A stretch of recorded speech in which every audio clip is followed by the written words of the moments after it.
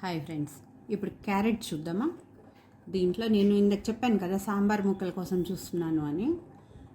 సాంబార్ కోసమని క్యారెట్ రౌండ్స్గా బాగుంటుంది కదా, అట్లా.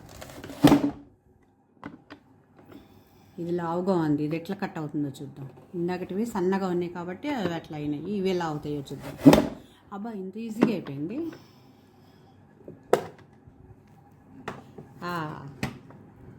చూసారా,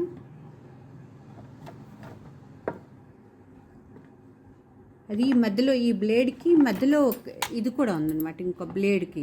అందువల్ల మనకి ఆ సర్కిల్ కంప్లీట్గా రాకుండా ఇక్కడ కట్ అవుతూ ఉంటుంది. ఇక్కడ చిన్న కొంచెం ముక్కలు కొంచెం చిన్నగా అవడానికి ఇది కూడా బెటరేలే, తొందరగా ఉడికిపోతాయి కదా.